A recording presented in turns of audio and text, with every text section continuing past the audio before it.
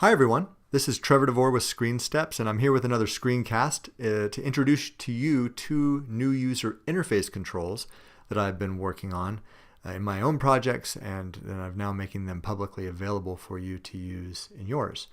They're the DataView and the DataView Tree. Now the DataView is kind of a next generation data grid form, and if you're familiar with the data grid form and you've used it before, the DataView will be very familiar. The DataView Tree is an extension of the DataView control, and it allows you to display tree structures in your app. So I've created a demo application. You can find links to these below in the notes, and I'm going to show you the demo application because I want to show you this DataView Tree especially, and give you an idea of what it does and how it might work. So the demo application is a Lever application, and like all Lever applications, you start by opening the standalone.livecode file, and then you click on the Open Application button, and that brings everything into memory, loads everything up. And so here's the first card of the example stack, and it's a DataView sample, and the sample is installed extensions. So if you've seen data grids before in LiveCode, the DataView will look very familiar. It displays a bunch of rows, and it allows you to specify a template for the row that's very customized. It's a group. In this case, it's a group that has an SVG icon. It has 3 fields for displaying the name, the author, and the version. And so that's all pretty straightforward. There's things to know that the DataView it's a leaner version of the data grid form. It's more efficient. It has some more powerful cache settings. And it also it's more efficient in how it gets the data that it needs to display, and it gives you some more options as far as how you feed data to it. Now the second card in the example stack is the DataView Tree. So I can click on this tab, and when you click on the tab, it looks very empty. But if you click on Select Folder, then you can go in and choose a folder to display. And so I'm going to choose a folder, and you'll see that it lists all the folders, and if there were files in that folder, you'd see those as well. It lists those, and then I get these little chevrons that I can click on to expand the contents of a folder and see what else is in it. And I can keep drilling down as far as it goes, and it will just keep loading up. So and then some other things I can do. I can rename the file. Well, I can pretend to rename the file. I can enter a name, and then a dialog pops up and says, the file is named this. It would be renamed to this, but it won't actually rename it because I don't want to mess with my file system right now. But you can also double click on a folder, and it will open up the folder in the Finder, or if you double click on a file, it will open it whatever applications associated with it. So it's supposed to provide you a good example of how you might create different interactions with your tree. Now, I just want to show you quickly how the code works for creating this tree. So I'm going to switch over to Sublime Text, which is where I edit all my projects. You could also use the LiveCode script editor if you wanted to. And in the UI folder here, there's the DataView samples folder, and that has the stack that we were looking at, DataView samples. And there's some code in here for there's a card behavior called DataView Tree card. And here's the code that gets called when you click on that Select Folder button.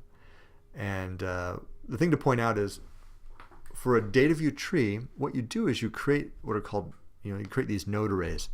And these node arrays, each node represents a row. It can represent a row in the DataView, and a node can have children, and so that's how we get that hierarchical structure. Is we have nodes have children, and you can nest those as deeply as you need to, and the DataView tree will display those. So the way that the DataView tree displays these is there's a command called display folder in DataView, and that calls a function called create nodes for folder.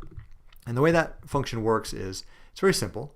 It creates a numerically indexed array of node arrays. So there's the first level of the array is 1, 2, 3, 4, 5, 6, 7, 8, 9, 10, and the value of each of those numeric indexes. So for example, 1, that's going to be another array which you see is created here, T node A, and that node has a file name property, a relative path property.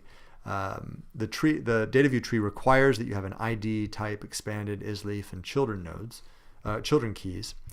And so this function just fills in that it reads all the folders and files that are in the the p folder parameter. So whatever the listing is for that folder, it will get those folders, get those files, add them to the array, and return it. So that function gets called on the root folder that you choose, and that gets displayed. Now, the interesting part comes when you start expanding a folder. So just like a data grid form, you create these templates, these groups that act as templates for the row. And so I'm going to go into the template folder. Here we have templates, DataView Tree templates. I'm going to show you the folder row behavior script, which is right here. And fill in data and layout controller messages that you can use to populate a row and lay it out, same as data grid forms. But if we go down here to the mouse up function, there's you can click on the toggle widget. That's that little chevron right there. And when you click on that, you go to toggle row, and this just shows you what the interface is for the tree. A row gets passed in, and there are properties on this DataView tree, such as DVT row is expanded, DVT row children, and we can use those to say, okay, is this row expanded? Yes. Okay, I'm going to collapse it. So in order to collapse it, I'm going to clear out all the children, set it to empty, and then I'm going to set the row is expanded property to false. Now, if the row is not expanded, then I'm going to figure out what's the relative path for that row. So I need to construct a path to the folder whose contents I need to get. Then I just call this create nodes for folder function again. It populates the numerically indexed array of node arrays, and that gets assigned to the children of the row. Now, once we've filled in the children for the node associated with this row, well, then we can say, let's expand it. All right. So right now, there are no children nodes at all in the tree. But when I click this, the code gets called, and the files are read in and displayed. All right, same for all these. And when we collapse it, well, the children get set to empty, and we don't see anything. Now, you could fill in all the children nodes when you create the tree from the very beginning. For a file browser, it doesn't make sense because you don't know how deep this nesting goes, and it wouldn't be very efficient to do that. So it makes sense to add to and delete from the tree as you expand and contract folders. But if you had an outline of some sort or navigation, maybe you have an outline for navigation, and you want to create all the children at once, you could. You don't have to set the children to empty when you close it. You just have to change the expanded setting. You set expansion to true or false. So the interface is pretty straightforward. You do need to get your head around nested arrays and how those work, but from the sample code, you should be able to get up and running with that. And you can go and you can start creating, all types of trees in your own display, in your own user interfaces. So hopefully this is the DataView and the DataView tree are controls that you'll find useful. They are distributed as Lavur helpers. All that means is that they're all the files are in a folder with a little